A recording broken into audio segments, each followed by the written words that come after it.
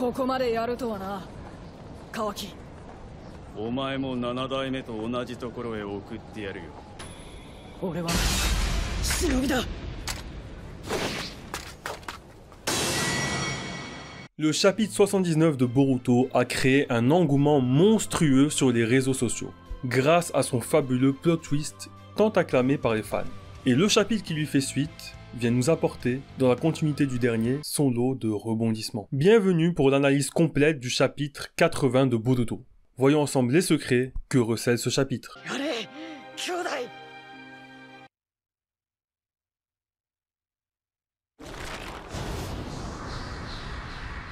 Boruto.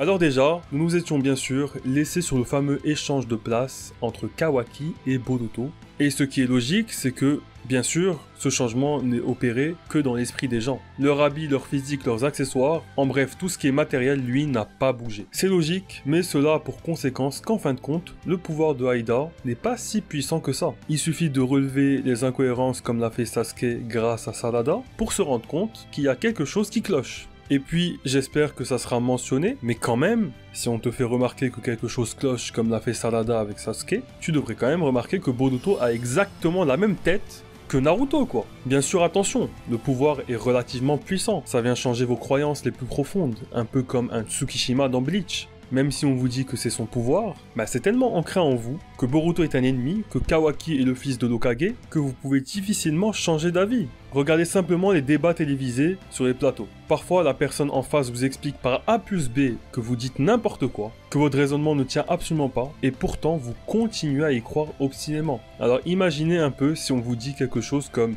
tes parents ne sont pas tes parents, ton frère n'est pas ton frère. Ça serait difficile à croire malgré toutes les preuves qu'on pourrait vous apporter. En tout cas, il vous faudra un long moment avant de processer l'information et éventuellement d'y croire et de l'accepter. Sasuke pourtant a cru Sarada, qui elle n'est pas affectée par le pouvoir de Aida. Et visiblement, ce n'est pas parce que c'est une Uchiwa, sinon Sasuke ne serait pas affecté non plus. Il l'a cru, mais est-ce vraiment cohérent? J'ai envie de vous dire que faire confiance à sa fille et remettre en cause toutes ses croyances, même les plus profondes, aussi rapidement, comme ça, c'est possible, surtout dans Naruto, où les retournements de veste rapides sont fréquents, et particulièrement parce que cela concorde avec les incohérences relevées par Sasuke telles que la plus marquante, le bandeau qu'il a donné à Kawaki est porté par Boruto. Cependant, dans le contexte du pouvoir de Aida, c'est quelque peu étrange. Reprenons son pouvoir quand il agissait sur son souhait de trouver l'âme sœur. Du fait de ce pouvoir, tout son entourage, hormis les Otsutsuki, et mystérieusement Sarada et Sumire, sont tombés amoureux d'elle. Même les personnes les moins sentimentales, a priori, c'est vraiment tout le monde. Tel est le pouvoir de l'omnipotence. Et bien sûr même les personnes déjà amoureuses, telles que Shikamaru. Et bien entendu, ces gens-là sont mis au courant qu'ils sont sous l'emprise de ce pouvoir. Shikamaru était au courant par exemple, lorsqu'il a affronté Aida dans la salle de Amado et empêché Naruto de rentrer. Il était au courant et pourtant ne pouvait absolument rien faire face à Aida, du fait de cet amour qu'il sait pourtant factice. Et encore aucun personnage amoureux n'a pu s'opposer à Aida. Aucun, pas même Code qui ferait passer Aida même au-dessus de Ishiki dans une certaine mesure. On ne sait pas à quel point, mais jusqu'à preuve du contraire, il l'a fait passer au-dessus. Dans Naruto, on a déjà eu des épisodes d'amour fort,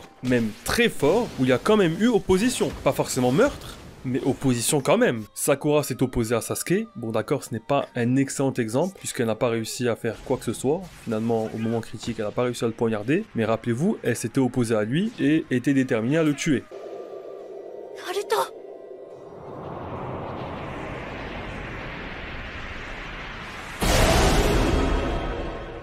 Au passage, n'hésitez pas à vous abonner à la chaîne. Une vidéo sur mes problèmes concernant Boruto en tant que suite arrive bientôt, alors restez connectés. Rappelons qu'il existe au moins deux types d'amour. Eros, selon les Grecs, désignait un amour passionné, désirant et sensuel. Un amour au sens courant, contemporain du terme donc.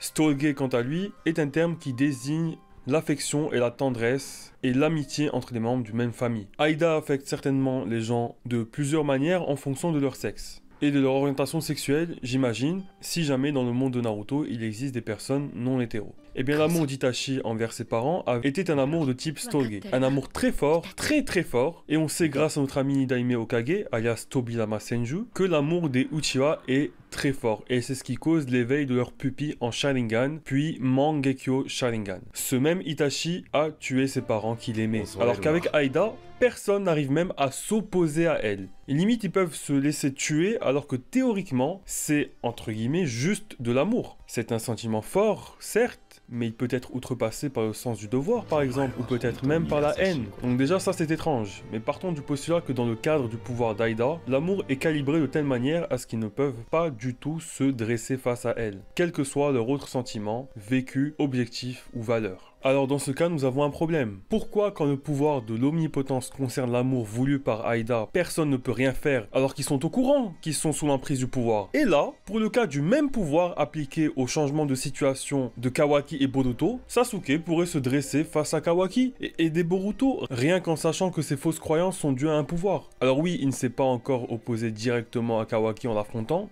mais il aide Boruto. En tout cas, ce qui est certain, c'est que sans des personnes du camp de Sasuke non soumises au pouvoir comme Sarada, personne à Konoha n'aurait cru Boruto si c'est lui qui explique la situation. Et ce, malgré les incohérences matérielles. Ou en tout cas, ils auraient mis énormément de temps. Bon, vous l'attendiez, nous allons à présent parler d'un événement, si ce n'est l'événement marquant du chapitre. Alors, l'éveil de Sarada au Mangekyo est, comment dire... Écoutez, je suis désolé, mais il est moyen. Enfin, je comprends, j'ai quand même eu un peu d'émotion parce que c'est la seule à être au courant pour Boruto. C'est la seule à savoir qu'il souffre terriblement et elle a peur qu'il se fasse tuer par ses anciens camarades. Ce qui est, je pense, un sentiment plus fort que simplement avoir peur qu'il meure.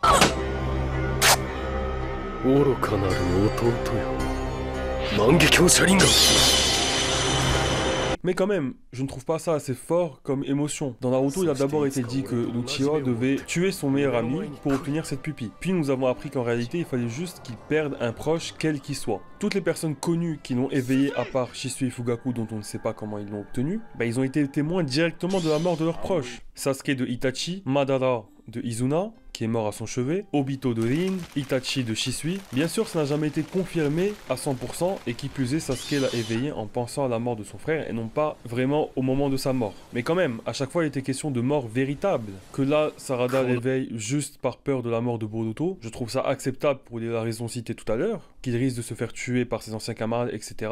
D'autant que, techniquement, on sait qu'en fonction de l'intensité des émotions, le Sharingan s'éveille plus ou moins, donc il n'y a pas vraiment de règles figées dans le marbre, on va dire.